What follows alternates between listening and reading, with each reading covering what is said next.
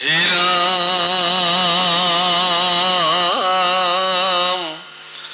শুনি গৰ্গে অলক্ষিতে পখী আভ্যন্তৰ কৰাইলন্ত যত জাত কৰ্ম দুই সন্তৰ বুলন্তৰহিনী পুত্ৰে জ্ঞাতি কৰণ জীৱ সিহেতু ইহাক ৰাম হবেও বুলিব বলতয় অধিক পদে বুলিবে কবল মুখ্য অস্ত্ৰ হুইবে আনল নালাংগল মুখল তিনি বৰ্ণ আছিলে ক তোমাৰ পুত্ৰৰ প্ৰথমে সত্যক জানা শুক্ল কলে বৰ ত্ৰেতা তুল ভৈলা দাপৰত শ্যাম আৱে কৃষ্ণ ভৈলা পদে ভৈলা কৃষ্ণ নাম এই ৰাম পূৰ্বত আছিলা বসুদেৱৰ তনয় সিকাৰণে বাসুদেৱ হৈবে ক অন্নয় বহু নাম আছয় গুণ কৰ্ম অনুসাৰে তোমাখাৰ কল্যাণ সাধিবা বাৰম্বাৰে গুণে নাৰায়ণ সম তোমাৰ সন্ততি আনে পদে নিস্তাৰিব অনেক দুৰ্গতি যত্নে ৰক্ষা কৰা আংক হৈবে ক কল্যাণ এই বুলি গৰ্গ পাছে গৈলা নিজ স্থান এই পুত্ৰই তোমাৰ যশস্যা খ্যাতি বঢ়াব এওঁ সাক্ষাৎ জগতৰ ঈশ্বৰ তুমি এওঁ ভালকে পোষণ পালন কৰা তোমালোকৰ বংশৰ সুনাম বৃদ্ধি এই বুলি কৈ গৰ্গ সেই স্থানৰ পৰা গুচি গ'ল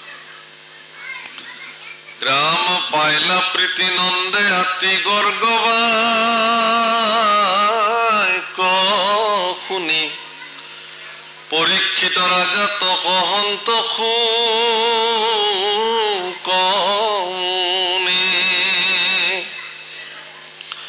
ৰাম পাছে ৰাম কৃষ্ণে ৰংগে অংগিনা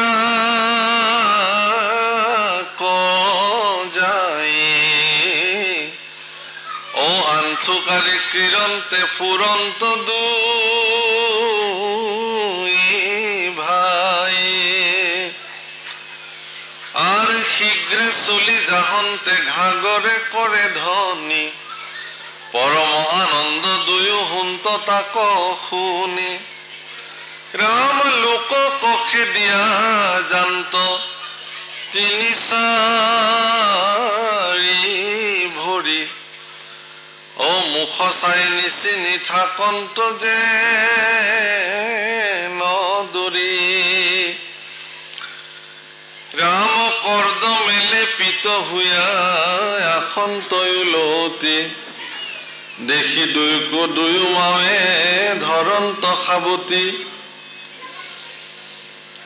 আৰ স্নেহে পিয়া অন্তস্তন পুত্ৰ মুখ শান্ত মিলয় আনন্দ দেখি গাজিয়া সদান্ত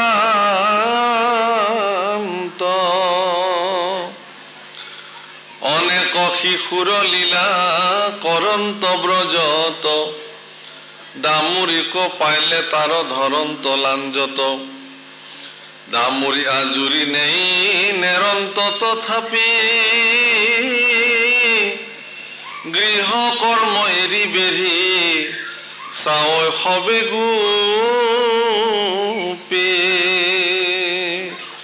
এক সুন্দৰ লীলা বাল্য লীলা গোপীসকলে দেখিছে ব্ৰজংগনাসকলে দেখিছে বাপসকল আমাৰ জীৱনততো সেনেকুৱা সৌভাগ্য নাই যে আমি ব্ৰজত গৈ জন্ম হম কৃষ্ণৰ লীলা দৰ্শন কৰিবৰ কাৰণে কিন্তু ভাগৱতত যেহেতু মহাপুৰুষে উল্লেখ কৰিছে এই কথা শুনিয়ে অন্তঃকৰণে সেই দৃশ্য চকুত দেখাৰ নিচিনাকৈ অনুভৱ কৰিব লাগে কৃষ্ণৰ বাল্যলীলা যোনে অন্তঃকৰণে দৃষ্টি দি শুনিব পাৰে তেওঁৰ কোটি কোটি জন্ম পাপৰ পৰা তেওঁ নিষ্কৃতি পায়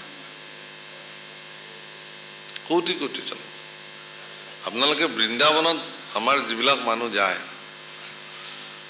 ভুলতো আপোনালোকে কেতিয়াবা বৃন্দাবনলৈ গ'লে ভুলতো আপোনালোকে বৃন্দাবনৰ পৰা একো বস্তু লৈ নাহিব। শিল, মাটি বহুতে লৈ লৈ আহে, শিলকে এটা তুলি লৈ আহে, আনিব নালাগে। বৃন্দাবনত এটুকুৰ শিল হৈ জন্ম পোৱাটো তেওঁৰ সৌভাগ্য। বৃন্দাবনৰ শিল ঈশ্বৰৰ পদস্পৰ্শ আছে, ঈশ্বৰৰ লীলাভূমি হিচাপে তেওঁ তাত নিৰ্বাচন কৰি লৈছিলে। এখেতলোকৰ কি ভাগ্য! স্বয়ং কৃষ্ণ পুৰুষ নন্দ যশোদাৰ চোতালত এখোজ দুখোজ থুমুক থামাকে খোজ কাঢ়িছে, আঁঠু কাঢ়ি কাঢ়ি ঘূৰিছে, চৰণত গাঁঠি দিয়া ঘুগুৰাৰ শব্দত তেওঁলোক আনন্দিত হৈছে। তাৰপিছত লাহে লাহে ডাঙৰ হৈছে, গৰুৰ নেজত ধৰি ধৰি ওলমি ওলমি গৈছে। এই সকলো দৃশ্য কৃষ্ণ পুৰুষৰ এই অদ্ভুত লীলাসমূহ দেখি ব্ৰজৰ সমস্ত লোকসকলে সকলো কাম বাদ দি পেলাই বেঢ়ি বেঢ়ি কৃষ্ণ লীলা চাইছে। সকলো কাম বাদ দি পেলাই কৃষ্ণ লীলা চাইছে। ব্ৰজাংগনাবিলাকে কৃষ্ণক ধৰি লৈ আহে যশোদাৰ ওচৰলৈকে, যে তোমাৰ পুত্ৰই আমাৰ দধি দুগ্ধবিলাক নষ্ট কৰিছে, ভাঙিছে, ছিঙিছে। আচৰিত লাগে ভাবিলে যে গোপীবিলাকে দধি দুগ্ধৰ টেকেলিবিলাক দুৱাৰ মুখতে ওলমাই ওলমাই ৰাখিছিল শিকিয়াৰে, যাতে বাহিৰৰ পৰা কৃষ্ণৰ চকুত পৰে, তেতিয়াহে তেওঁলোকৰ ঘৰলৈ কৃষ্ণ আহিব। সেইটো মিছা অভিযোগ তেওঁলোকৰ। কৃষ্ণ অহাটো তেওঁলোকে বিচাৰে, আমাৰ ঘৰলৈ কৃষ্ণ আহক, আহি আমাৰ দধি দুগ্ধ কৃষ্ণই নষ্ট ভস্ত কৰি খাওক, ইয়াতে তেওঁ ক্ৰীড়া কৰক, লীলা কৰক, যাতে সেই অজুহাততে কৃষ্ণক ধৰি পেলাই কোলাত তুলি লৈ যাব পাৰে যশোদাৰ ওচৰলৈ। এনেতো ৰজাৰ পুত্ৰ ধৰিবই নোৱাৰে নহয় বেলেগে।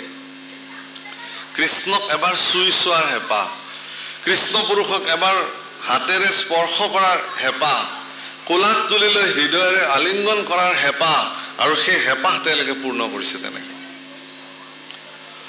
আৰু আমি ভাগৱতত যদি এই কৃষ্ণলীলা ওলায়, আমাৰ শুনিবলৈ মন নাই, আগ্ৰহ নাই।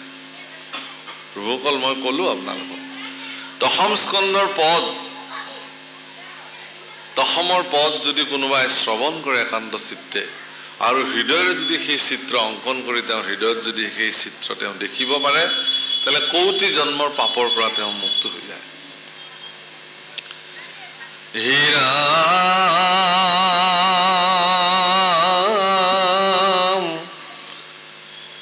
শুনিওক কৰ্মম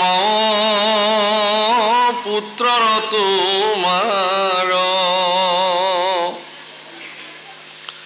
কৰন্ত মাধৱে যেন যেন অপকাৰ।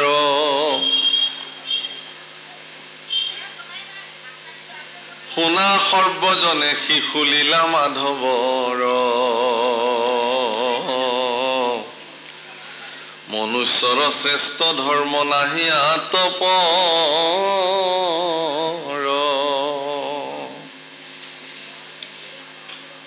মই কলো এইটো কথা যে যশোদাক কোচৰ দিবৰ কাৰণে তেওঁলোকে কৃষ্ণ হাতত ধৰি ধৰি টানি আনিছে।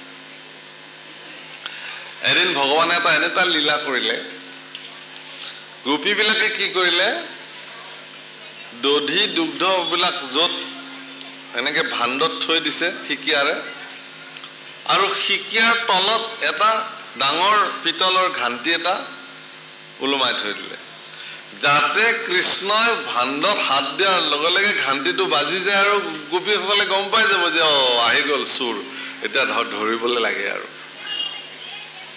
তে কৃষ্ণইটো দেখিলে, তে উৰল আদি জোৰা দিলে, গোপসকলৰ কান্ধত উঠি হলেও উৰলত উঠি যেতিয়া দেখিলে যে তলতটো এটা পিতলৰ ডাঙৰ ঘাণ্টি লাগি আছে, এতিয়া ইয়াত হাত দিয়াৰ লগে লগে ঘাণ্টি বাজি যাব আৰু চাৰিওফালৰ পৰা গোপীসকলে আহি কৃষ্ণক ধৰিব।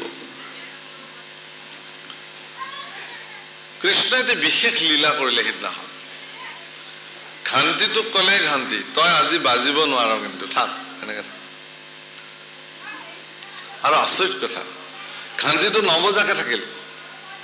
আৰু কৃষ্ণই কি কৰিলে, তাৰ পৰা মাখন উলিয়ালে, গোপবিলাকক বিলাই বিলাই দিলে, বান্দৰকো দিলে, চবকে দিলে। আৰু দি শেষত নিজেও অলপমান খাম বুলি যেতিয়া লৈ পেলাই মুখত দিছে, তেতিয়া ঘাণ্টিটো নিজে নিজে বাজি গ'ল। আৰে তোমাকতো বাজিবলৈ মানা কৰিছিলো, যে প্ৰভু আপোনাৰ ভোগ লাগি গ'ল যেতিয়া মইতো আৰু নাবাজাকে থাকিব নোৱাৰো।